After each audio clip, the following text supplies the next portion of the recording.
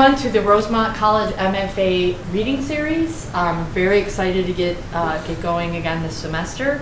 Our first reader tonight is a student that I've had the pleasure of knowing now for quite some time.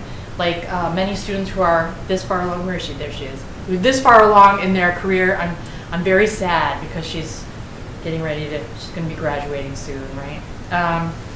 And I get to say her name the way it's meant to be said, right? So, Maria Ceferatti is a music teacher and an MFA candidate in creative writing at Rosemont College. Her work has been published in Apiary Magazine, Driftwood Press, Minerva Rising, and her essay, Inheritance, was anthologized in Philadelphia Story's 10th anniversary edition. Please welcome Maria Ceferatti. First one is performance anxiety. The recital hall was chilly, and Loretta was already shivering from her nerves. Her teacher held her violin, and Loretta watched as she twisted the strings in tune. On the first day of lessons, Loretta was 9 years old and couldn't figure out if her teacher was a boy or a girl. Short, thin hair, plain shirts and slacks, no makeup, and a rather monotone voice. Eventually, Loretta figured out that her teacher was a woman, and now at 11, Loretta obediently learned her scales and exercises and dreaded the spring concert. Loretta's name was announced and her mouth became a desert. Her dress was itchy and her shoes clocked and echoed on the stage. She began to play the children's waltz. No matter what she did, she couldn't get her bow to stop shaking. The piece should have been titled, "Listen to the Children Stutter," or "The Terrified Children." She was still shaking backstage afterwards. Her family tried to be kind. "That was very nice, honey," her mother said. "Are you angry when you're up there? Your face looked a little bit angry." She gave Loretta a tissue to dry her palms. "She was concentrating," said her father, the saxophone player. "We musicians concentrate when we're on stage." "You look like you had to go to the bathroom," her older brother laughed. Loretta poked him in the ribs with her bow. None of her friends took music lessons. All the girls she knew were enrolled in classes at the Lori Lou School of Dance. They wore frilly, brightly colored costumes that they got to keep and learned fancy dance moves that they showed everyone in the schoolyard. All summer, Loretta begged her parents to sign up for dance classes. Loretta told her parents that everyone takes dance classes. She mentioned how healthy it is to dance. When none of that worked, she used a phrase that she heard her mother say often. "Come on," Loretta pleaded, "it's the 80s. Her father sighed. "You still have to take violin lessons. You can't stop practicing." The Pete Donnelly School of Dance was the only local dance school that still had available spots open. She was happy to be out of the stuffy violin studio and in a large dance class that smelled like perfume and cologne and body odor and feet. Soon she was standing in front of a wall-length mirror, admiring her skinny 11-year-old body in leotards and tights. She could have jumped right out of her leg warmers. The teacher entered the class. He had dark hair and a mustache and wore a sleeveless t-shirt. Loretta was certain of his gender, which was reassuring, except that when he danced, he moved like a woman, flexible, free, and finessed. After a few classes, she understood that he would teach a couple of older students the dance steps, leave the room, and then the assistants would carry out the lesson without him. Loretta liked watching him. He'd always come in sashaying to the front of the room when he talked. He seemed to be brushing imaginary long hair away from his face. He'd tell the students their routine, and the words would tumble out of his mouth like dominoes. "We're going to start with 4 kickball changes, transition to 3 jazz squares, and then hip, hip, down, turn, step, step, step." He'd turn his back toward the class to embody what he just said. Then he'd look at the class and snap, 5, 6, 7, 8. Loretta's friends in school talked about pliés and ballet motions, but this class shimmied their shoulders and shook their hips. "What would Fosse say about those fingers?" he'd ask. "And you have to spread your arms like Ethel Merman, girls. You gotta sell it." Loretta had no idea what he was talking about, but she loved every minute. They were dancing and acting, becoming the characters in the songs they learned. If her mother was late to pick her up from class, Loretta watched the more advanced dances. One teenager had a solo imitating a singer named Barbara Streisand singing something about raining during a parade. And in another class, a boy pretended to be some guy, Jerry Lewis, typing on an invisible typewriter. Loretta practiced every night in front of the mirror on the back of her bedroom door. She tried on her costume a week before the recital. It was the most beautiful thing she had ever seen. A multicolored sequins tube top, a matching sequins tam hat, which her mother held into place with bobby pins that made her scalp bleed, and bright pink satin hot pants. Her brother snarled when he saw her.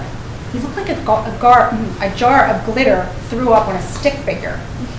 The recital was held at a nightclub called Palumbo's. When it was Loretta's turn to dance with her class, they took their places on stage. The cassette was placed in the player, and the electric guitar and brass section introduced Donna Summer's sultry voice. She was singing about bad girls, desperate girls who worked on the street, girls who made their living entertaining men. The young girls on stage were mouthing the words and working their hips. Loretta sparkled in the heat of the spotlight, her body glistening from the sequins and sweat. When it was over, she took her bow and squealed with her dance mates backstage. Loretta had never heard the word hooker before that night. Her father said it to her mother with a mix of shock and anger during the ride home. She wasn't allowed to take dance classes anymore, and soon she was back to the violin, back to suffocating scales and soul-crushing etudes. But she still had that sequins tube top in her closet. That she got to keep.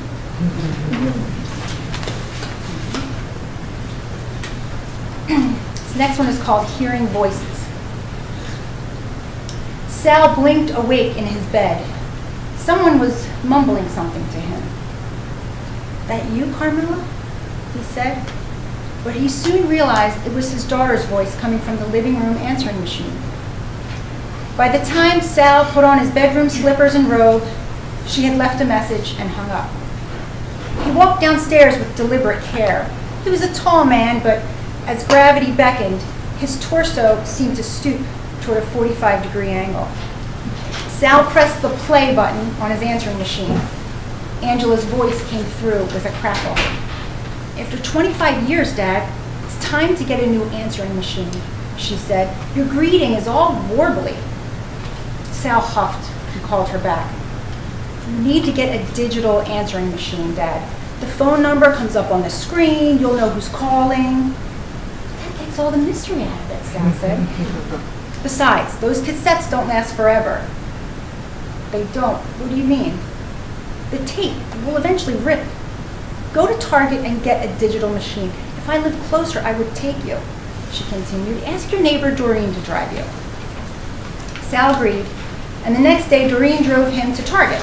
She helped him often with errands and brought leftovers and treats to him. "Thank you for taking me," he said from the passenger seat. "No problem, Sal," Doreen smiled. They passed by St. Agatha's Parish Hall. "See that?" Sal pointed to the hall. "Uh-huh. That's where I met my wife, Carmela. Her hair was dark like yours." "Yes, you've told me." Doreen turned onto Sycamore Street. They had a dance at that hall every week. "I didn't like to dance, but I went because my buddies would give me a hard time if I didn't," Sal said. Doreen checked her iPhone at the red light. Sal thought back to the nuns and priests who were on active patrol and scoured the dance floor for any hanky-panky. He had no chance with girls. Suave and confident were not adjectives under his yearbook picture. But one night was different. The band leader told everyone to get in a line. "Kind of like a train," he said. "Here's a new tune by Ray Anthony. Hold on to the waist of the person in front of you." Once we boys heard that we could touch the girl in front of us without consequences from the Mother Superior, we rushed to the dance floor. Sal's eyes glimmered. Doreen watched the road. Had any of them heard that the dance was called the bunny hop, Sal thought, they would have run in the opposite direction. But the chance to rest their hands around the waist of a girl for 2 or 3 minutes was too good to miss. Sal's friend grabbed him by the shirt and set him between two girls. The girl in front of Sal glanced over her shoulder and smiled. He couldn't meet her eyes. They hopped around in a circle, and his feet went the opposite way from everyone else's. She giggled, and his hands quivered around her waist. When the song finished, she turned and shook his hand. "My name's Carmela." She was wearing a pink cashmere sweater. Sal leaned in toward Doreen. Softest thing I ever felt. I bet, Doreen smiled. She let the car idle in front of Target. We're here. You go in, I'll park and meet you in there. Okie dokie. Sal opened the car. He shuffled to the entrance and looked around, getting his bearings. He noticed the wedding aisle. A year after they met, Sal proposed to Carmela when they sat in a pew after Mass at St. Agatha's. He was sent to Korea, and when he returned, they bought a little house near the 69th Street subway station. Sal got a job selling shoes at Lip Brothers, and quickly went from salesman to manager. Carmela always made me sandwiches for lunch, and I loved the way she creased the wax paper around the bread, he said, when Doreen joined him in the kitchen section. On Saturdays, we'd have dinner at Horn and Hardett's. Doreen pointed to the sign above them. It says housewares are in aisle 14, right past the baby section. Sal looked up. Baby section. His heart broke after each of their 3 miscarriages. I wish I could do something to help, he told Carmela, kneeling by her bedside after the last one. She was so pale. Finally, God gave them a healthy daughter. They were older parents, but Carmela was determined to keep up. Angela was in college when Carmela found her first lump. Sal sighed when they arrived in housewares. Yeah, I know, Doreen said. Not many answering machines to choose from. Huh? Only 2. I guess they're kind of old-fashioned now. Hey, who do you call an old-fashioned? He purchased the cheaper of the 2 machines, on account of me being on a fixed income, he explained. When Doreen pulled in front of his house later, Sal said, "Can I ask another favor?" "Sure," she said. "My old machine," he cleared his throat, "I want to preserve some messages, to save them." "Okay. Is there a way I could do that?" Maybe on my iPhone I could record them." "Could?" Doreen checked her watch. "Actually, Sal, I gotta go. My kids are gonna be home from school soon." "Oh, sure. Okay. Maybe another time."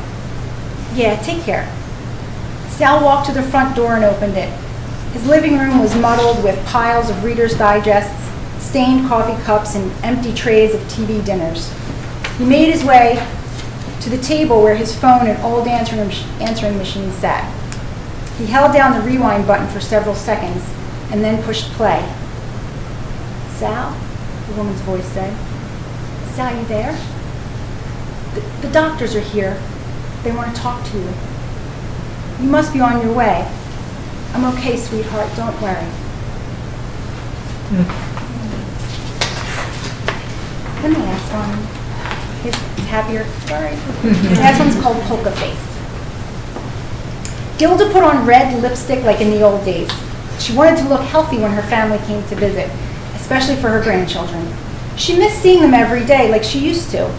She was getting acclimated to Gentle Meadows nursing facility, but she had trouble sleeping. There was too much time to long for her past and worry about her future. She tried to stay in the present. A pile of index cards on her bureau. After Gilda put on her makeup, she took the pile and sat in her velour recliner. The cards were compiled by the members of the Catch-Up Club, a club that met once a week to catch up on popular culture, news, or whatever the members felt like they needed to learn.